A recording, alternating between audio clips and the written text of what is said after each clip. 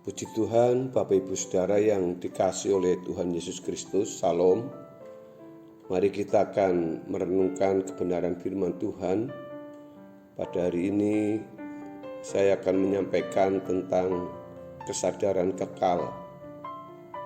Bapak Ibu Saudara yang dikasihi oleh Tuhan Yesus, sebelum kita akan membahas tentang pembahasan yang akan saya sampaikan, saya akan membawa dalam satu kebenaran firman Tuhan yang dicatat oleh Rasul Paulus di dalam 2 Korintus pasal 5 ayat yang ke-10.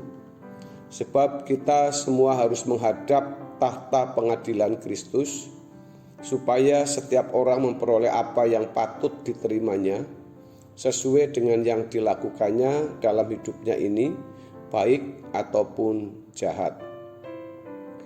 Saudara yang saya kasih dalam Tuhan Yesus, sepanjang perjalanan hidup kita perlu memahami tentang hakikat kita sebagai manusia. Dan kita akan berakhir kepada sebuah atau pada titik akhir, yaitu kematian, terpisahnya kita berhubungan dengan dunia yang dijalani ini. Saudara, sejatinya kematian bukanlah suatu hal yang mengerikan kalau kematian itu seperti orang tertidur dan bersamaan dengan kematian tersebut semua yang dijalani oleh manusia dianggap sudah selesai. Namun menjadi masalah kalau kematian tidak menghilangkan kesadaran manusia. Walaupun tubuh manusia ini mati dikubur, tetapi manusia masih memiliki kesadaran, dan kesadaran manusia itu kekal. Ini yang menjadikan persiapan menghadapi kematian harus dipandang serius. Maka kita harus mengenal siapa manusia itu, sebab pengertian yang benar tentang manusia dan penghayatan yang penuh atas keberadaan sebagai manusia mempengaruhi seluruh perilaku hidup seseorang. Namun jika hanya pengetahuan secara kognitif, pengetahuan tentang manusia yang dimiliki tidak memberi pengaruh yang kuat terhadap perilaku hidupnya, maka kita harus mengenal keberadaan, maksud saya kebenaran yang murni, bertumbuh di dalam kebenaran yang benar, di mana dibutuhkan pimpinan dan pencerahan Roh Kudus. Perlu diingat bahwa orang bisa belajar teologi tanpa Roh Kudus. Seorang yang beragama lain bisa sekolah di sekolah tinggi teologi Kristen untuk bisa menyerap pengetahuan tentang Allahnya orang Kristen, termasuk antropologi Alkitab. Sangat bisa. Jadi tanpa Roh Kudus pun orang bisa mengerti pokok-pokok ajaran di dalam Alkitab. Tetapi kalau Roh Kudus memimpin seseorang dan tentu disertai perjumpaan, maka pengetahuan tentang Allah yang benar dari orang yang haus dan lapar akan kebenaran tersebut akan berdampak atau mendesak orang itu memperagakannya. Jadi orang yang bicara mengenai siapa dan bagaimana Allah dengan benar, memahami siapa dan bagaimana Allah dengan benar, maka pemahaman itu pun akan mendesak dia melakukan sesuatu.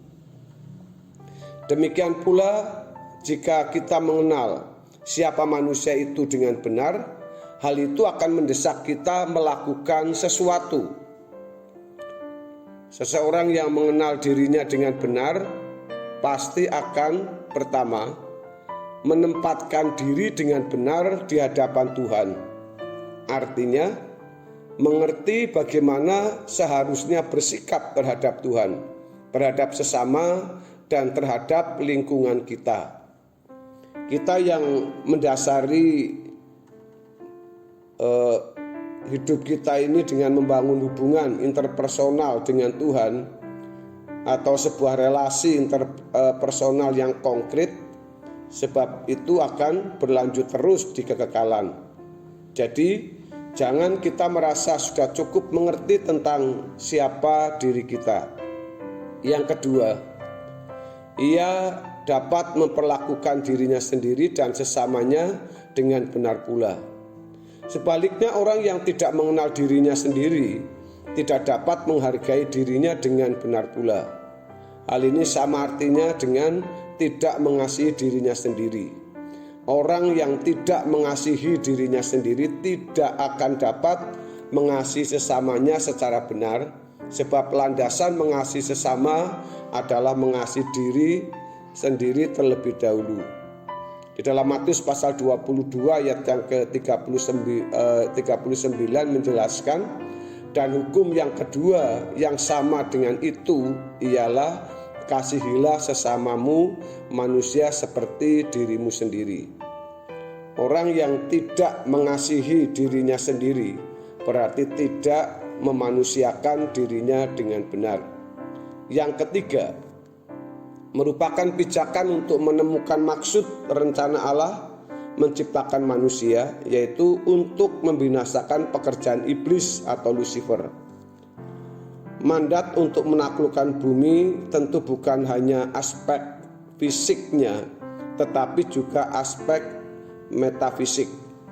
Metafisik di sini maksudnya adalah alam roh atau alam rohani yang memiliki peranan lebih besar dalam kehidupan, di mana terdapat oknum iblis atau setan yang telah memberontak kepada Allah dan juga merupakan lawan yang tidak boleh dianggap remeh.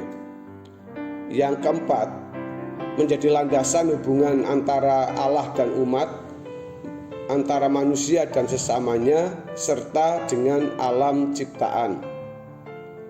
Tanpa landasan hubungan yang benar ini, maka kehidupan menjadi rusak. Terakhir, ia akan mengelola alam ciptaan Tuhan sebagai sebuah tanggung jawab. Kalau hari ini bumi dan alamnya menjadi rusak, hal ini disebabkan oleh perbuatan manusia sendiri yang tidak mengelola alam dan melestarikannya dengan bijak. Pada umumnya, manusia tidak memahami atau tidak mau mengerti bahwa tugas untuk mengelola alam ini juga menjadi tanggung jawabnya. Keserakahan manusia telah merusak ekosistem bumi ini dalam skala yang semakin besar. Jika hari ini banyak bencana alam, itu pun disebabkan perbuatan manusia itu sendiri. Saudara yang dikasihi oleh Tuhan Yesus, keselamatan dalam Yesus Kristus merupakan proses ditemukannya kembali pengetahuan mengenai siapa manusia. Melaluinya manusia dapat dikembalikan kepada rancangan semula atau tujuan awal Allah menciptakan manusia. Itulah sebabnya orang percaya harus belajar untuk mengenal dengan benar siapa dirinya menurut Alkitab. Selain itu, juga harus terus berusaha untuk bertumbuh menjadi manusia seperti yang dikehendaki oleh Allah. Prinsip penting yang harus dikemukakan bertalian dengan manusia adalah kita ada bukan dengan sendirinya secara otomatis. Dalam Kejadian 1 ayat 26 sampai dengan ayat 27 dan Kejadian 2 ayat yang ke-7 menjelaskan hal tersebut. Dan ini Tuhan ingin yang diciptakan itu menyenangkan Tuhan. Berapa lama? Karena Allah kekal, maka manusia yang diciptakan juga harus kekal. Menghayati bahwa kita ini ciptaan dari tangan Allah itu sudah menakjubkan. Apalagi Allah menghembuskan nafas. Ada suatu yang dituangkan, dikeluarkan dari diri Allah kepada makhluk manusia ini. Maka kita mengatakan bahwa manusia itu anak-anak Allah, Adam itu anak-anak Allah. Kita ini adalah anak-anak Allah, diciptakan untuk kesukaan Allah. Bapak Ibu yang dikasihi oleh Tuhan Yesus, dengan kebenaran ini harus ada kesadaran bahwa kita harus mulai mengerti tanggung jawab kita sebagai manusia. Yang lebih inti adalah bahwa kita semua harus mempertanggungjawabkan hidup kita supaya kita patut menerima yang baik, dan yang jahat itu akan hilang seperti orang yang keluar dari dalam api pada waktu kita melakukan hal yang tidak baik. Maka Bapak Ibu yang dikasihi oleh Tuhan Yesus Kristus, dengan kesadaran kekali ini mari kita akan mulai sedikit demi sedikit mengalami perubahan, berubah menjadi orang-orang yang berkenan kepada Tuhan, menjadi sempurna seperti Tuhan Yesus kehendaki.